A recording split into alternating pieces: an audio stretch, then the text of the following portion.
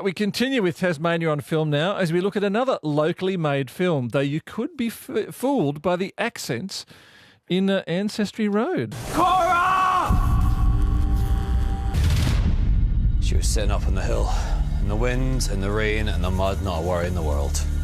You just have to tell us first. Why did you get out of bed? Just goes, sits up on the hill on her own. In the cold, all by herself. It's not normal, I know it's not. Are we expecting visitors? I'm mad.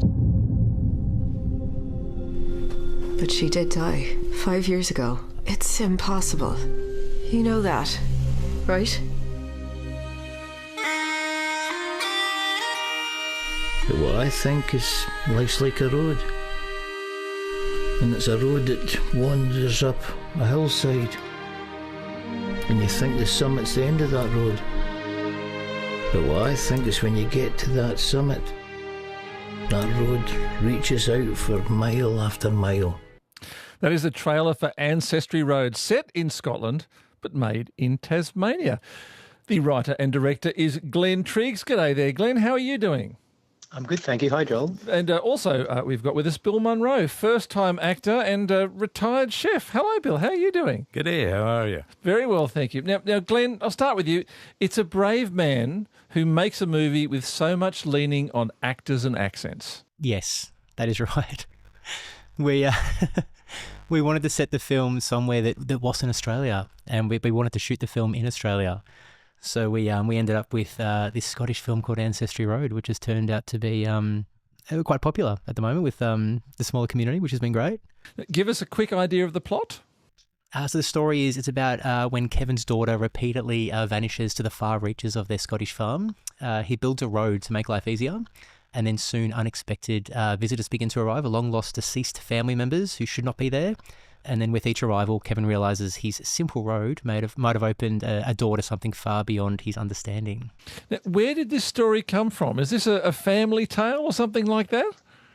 It came from a dream I had one night. I had a dream that my grandparents had turned up to my house. My grandparents had passed away many years ago, and they turned up to my house and they got to meet my kids. And it was quite sort of an emotional dream. And then the dream sort of started to dissolve and reality sort of came back. And I think I had the dream probably 3 or 4 times. And so I started to write this script that I actually called The Driveway, about grandparents that have deceased and family members that were deceased coming to visit this family. And the movie sort of slowly morphed into something a bit larger, sort of a bigger landscape and set on a farm. And it came from a dream. We have a dream interpreter, and she often says that if a dream keeps coming back, there's something you haven't dealt with. Did you find that making the movie dealt with whatever was going on in your mind?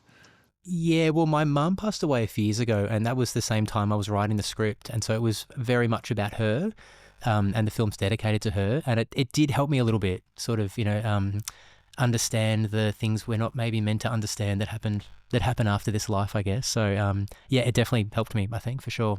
Now, Lana has sent in a text saying, by the way, I thoroughly enjoyed the premiere of Glenn Triggs' Ancestry Road at the State Theatre on Friday night. I'm biased as I'm one of the extras, but the plot twist was sensational. Tasmania makes a great Scotland. So the people who worked on this film like the film, unlike the people who worked on Antarctic Glass. Right. Yes. I need to see this movie now. I really want to check out this Arctic Glass film. Sounds great. Now, look, let's talk about the business of making movies. It's an expensive thing. How did you finance this one? We had some private investors. I had some private investors that believed in the project at the same time as I was trying to believe in it, and we got very lucky with that. So that helped us fund the whole thing. We had no sort of help from any other sort of studios or funding bodies. And we went off and made this film. I think we shot it in 2023, mostly around Oatlands in the Midlands in Tasmania. And we were there for 17 or 18 days filming the movie. And then I went off for about another year and a half after that to get it all edited and mixed together. And Heath Brown, he's our local music composer to Hobart. He did the music for us. And we had some bagpipes and some violins in the soundtrack, which was great. Beautifully done. Did you have a lot of Oatlands locals appearing in it? Yeah, we have a few scenes in the film. We had a party scene. We had some vintage cars And we had a scene which I don't want to spoil the film, but that we had a scene as well with a lot of extras and a lot of people turned up from the town, which is amazing. They all dressed up as well. I didn't really even ask them to dress up. I just sort of said, we just want you to wear just simple clothing, but they all went out of their way to get really amazing clothing, which was great. Very nice. Now, how did you go about finding actors? Because getting people who can do an accent well and consistently over a whole movie is something difficult, isn't it? It was difficult, yeah. We if they could do a good accent to begin with, they sort of had a tick next to their name, I guess. We had Finn Birchie. He's a young actor in Hobart, and he was the best actor we could find for the role, but he couldn't do a Scottish accent, so we had to dub his voice with a little kid from Scotland. But we found people like Bill as well, which is in your studio right now, and Bill is Scottish and does a great Scottish accent. And so we didn't have to work with him in any way at all. He was sort of, giving us tips of what we should be saying and that, which was great. So we had, a few real Scottish people in the film, and everyone else had to do the accents, and they did a marvellous job. So this is Glenn Triggs, who's a director and writer of Ancestry Road on ABC Radio Hobart and ABC Northern Tasmania. Also with us is Bill Munro, first-time actor. Bill, you were a chef before this. I was a chef and I retrained at 50 and went and worked for the Department of Education and Administration side. And then I retired and moved to Tasmania. And were you expecting to become an actor when you moved down here? No, I was actually, when I retired, I left school and home at 15. And when I retired, I'd always wanted to go to university. So my wife encouraged me to go to the UTAS. So I did a degree at UTAS and I was actually doing my honours. And one day my wife came home and, you should try this. And I thought it was a walk-on part. And next thing I know, I'm driving up to Oatlands to... Glenn's a sweet talker. And there's a fortnight out of your university schedule, hey? No, but what I really loved it, at 69, I was dropped out of university to go and be an actor. So I loved it. I'm going to hitch around Europe next, Now, were you surprised to be offered a part like this?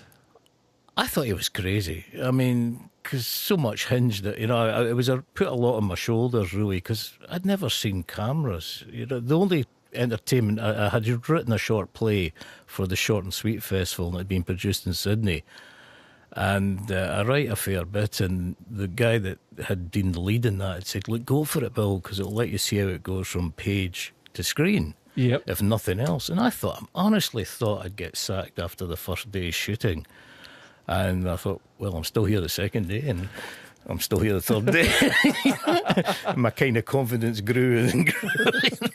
Is it purely your natural accent you're using, or have you borrowed from another part of Scotland, perhaps? It's because I come from the northeast and my mother was very much a Doric speaker, but nobody understands that. Not even Scots people understand the northeast dialect. Can you give me a sample of... if I started talking like that, you wouldn't have a clue what I was talking about, laddie.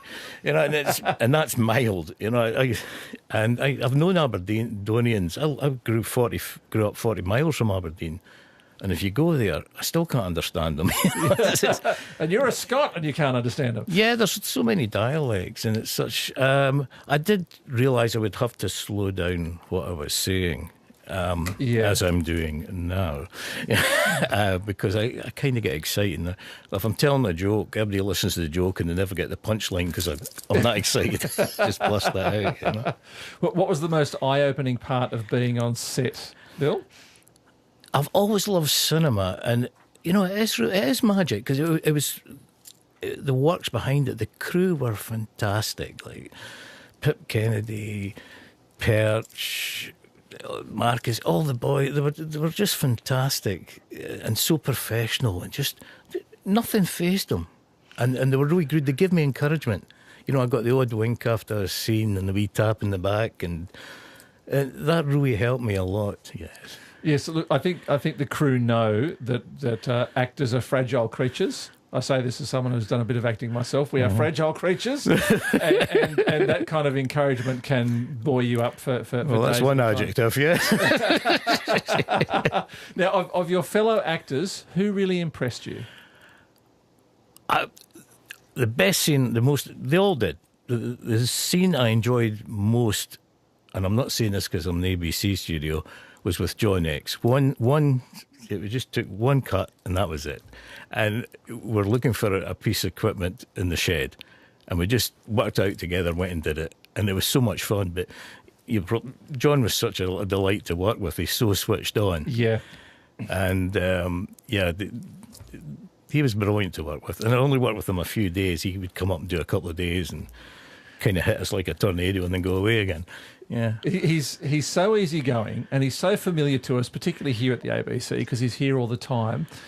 It's easy to forget how bloody good he is. I have never seen him dud a thing. He's always been great in everything I've seen him do. I actually said that to Glenn when I watched the film. It's the first time I'd actually seen this film on the big screen, and when I got over the fright of seeing myself on it, I started looking at John's face, and he's switched on the whole time he's on. Yeah. So he is look at his face, he's thinking the parties, you know? Yeah, he's totally on But it. don't tell him I said that, okay? That's between you and me, right? We'll keep it away from him. Don't you worry about that. Glenn Triggs, you've had some preview showings that people have really liked there. How do you get it to go any further than that? How do you get it into normal cinemas, onto the TV? We're working on that at the moment. We've got a few other cinemas, excuse me, that are playing the film in Melbourne, and we're trying to get it back on at the State. That's what we're sort of working on right now. It's sort of, as far as I know, it's sort of up to them, or head office or head management, if they put more sessions on. But I think there's been an overwhelming response for people wanting to see the film on the big screen, which has been a little bit surprising but amazing for us at the same time. So we're hoping to get some more sessions soon, and we're just sort of pending on that. But there is a few cinemas in Melbourne right now showing the film. We had a few sessions today at a place called Baronia at Metro Cinemas there. And it'll be on TV early next year. That's right, on Channel 9. Oh, free-to-air TV, so everyone can see it. Yes. And then we've got a DVD and Blu-ray release as well coming up later in the year. So it's around. But I think, the State Cinema were definitely overwhelmed with the response of people wanting to come see it, which is great. A suggestion from my producer here that Bill will go to the movie 3 times a week to keep your sales up. Glenn Triggs is the director and writer of Ancestry Road. Good on you. Thank you, Glenn. Thank you so much. And finally, Bill Munro, a question from Lisa on the text saying, love your Tas/Scott acting guest. What part of Tasmania reminds him of Stonehaven in northeast Scotland? Awesome. That's a good one. Stoney. Well, I grew up in Montrose. I grew up just outside Montrose, which is just short of Stonehaven. Probably round about Swansea. Maybe has a wee touch of it. If you've ignored the gum trees and things like that. Just look out into the grey ocean and you'll feel just right look at home. If it's raining, you're there. Bill Munro, great to talk to you. Thank you.